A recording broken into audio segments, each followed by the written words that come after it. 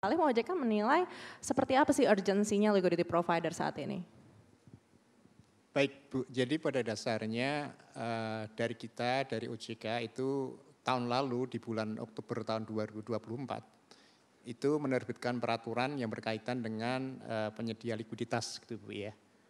Dan itu juga ada tujuan dari kita, dari OJK, dari para pelaku pasar, itu bahwa pasar modal kita khususnya itu bisa lebih dalam lagi ya keuangannya ya.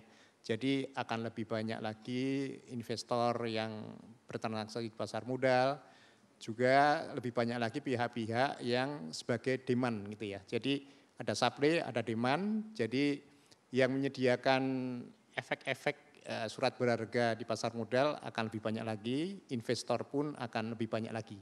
Jadi hemat saya kalau penyedia likuiditas tadi yang disampaikan Pak Adi itu akan katakanlah sekarang sudah ada 10 dan kita berharap nanti untuk bulan-bulan ke depannya lagi akan lebih bertambah lagi. Jadi kita berharap bahwa nanti para pelaku di pasar modal itu lebih dapat memperdalam pasar keuangan kita.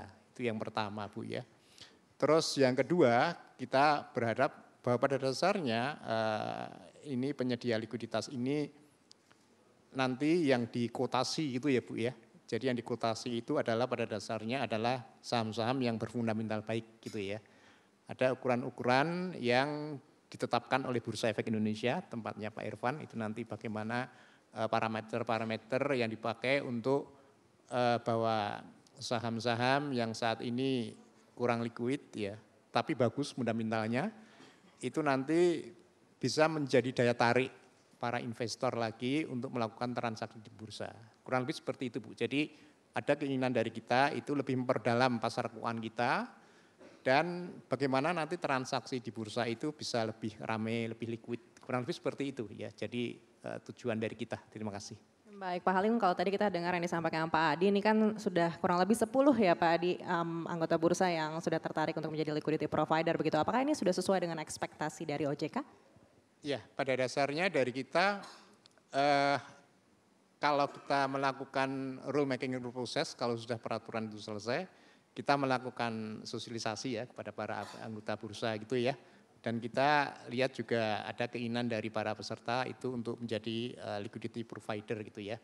Dengan persyaratan-persyaratan tertentu yang nanti akan disetujui oleh Bursa Efek. Kalaupun soal jumlah nanti kita alamiah saja, jadi nanti siapa yang ingin menjadi liquidity provider silahkan. Kurang lebih seperti itu. Di OJK, upaya apa yang dilakukan untuk bisa mengantisipasi risiko-risiko yang mungkin timbul dan juga risiko adanya moral hazard dengan adanya liquidity provider ini? Baik, jadi pada dasarnya bahwa hal tersebut juga sudah kita cantumkan dalam aturan kita ya di POJK 18 tahun 2024 itu kita melakukan mitigasi risiko ya Pak Ibu ya. Jadi jangan sampai nanti yang disampaikan tadi timbul moral hazard gitu ya. Jadi pada dasarnya kalau dari sisi pelaku ya sebelum menjadi liquidity provider itu harus dapat izin dari OJK dan dapat persetujuan dari Bursa Efek Indonesia. Itu yang pertama ya. Terus yang kedua itu saham-saham yang bisa dilakukan oleh liquidity provider ya. Jadi kalau ada kuotasi harga jual beli itu hanya terhadap saham-saham tertentu ya.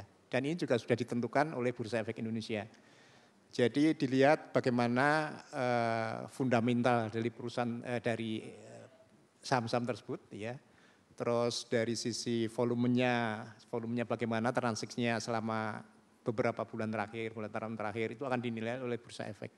Juga bagaimana frekuensi dari saham-saham tersebut ya.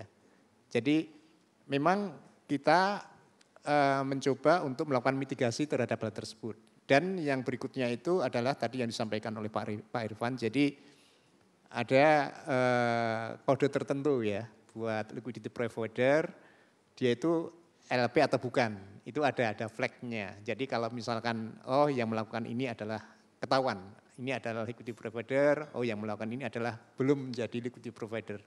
Itu adalah ya mitigasi yang kita lakukan sehingga katakanlah tadi moral hazard itu dapat diantisipasi lah, kurang lebih seperti itu.